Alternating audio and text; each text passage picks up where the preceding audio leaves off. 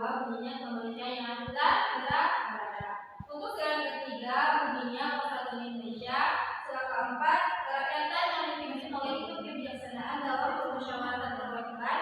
Dan sila yang terakhir adalah keadilan sosial bagi seluruh rakyat Indonesia. Jadi setelah kita mengetahui bunyi-bunyi dari Pancasila, kita akan mempelajari apa-apa saja nilai-nilai yang terkandung dalam sila-sila dalam Pancasila. Oke. Kita akan membahas penerapan nilai-nilai Pancasila yang ada di kehidupan sehari-hari. Yang pertama yaitu sila yang pertama.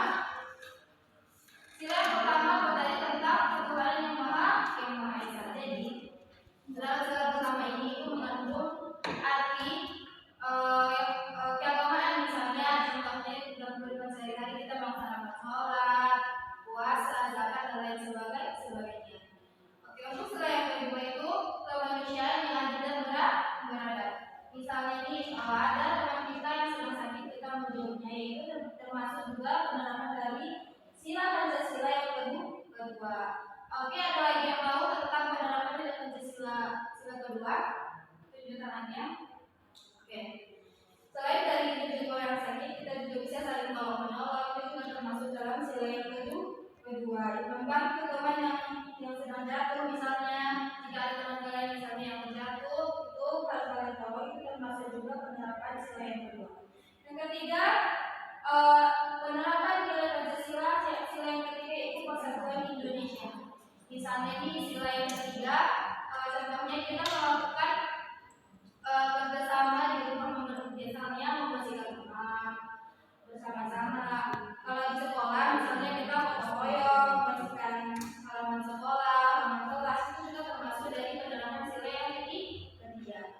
Oke, untuk penerapan sila yang keempat itu misalnya dalam masyarakat kita bisa melakukan musyawarah. Kalau dalam di kelas kita bisa melakukan mendiskusikan pelajaran dan menyelesaikan masalah yang diberikan oleh guru.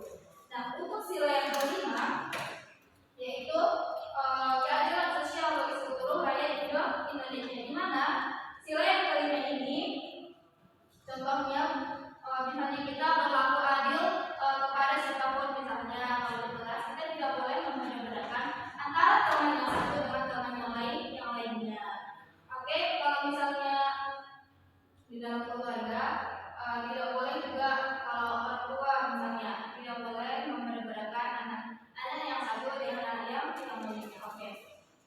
Jadi tugasnya kita melakukan anak-anak coba selain yang terdapat di dalam gambar ini, coba anak-anak tuliskan kembali apa saja contoh dari penerapan nilai Pancasila dari sila yang pertama sampai sila yang kelima.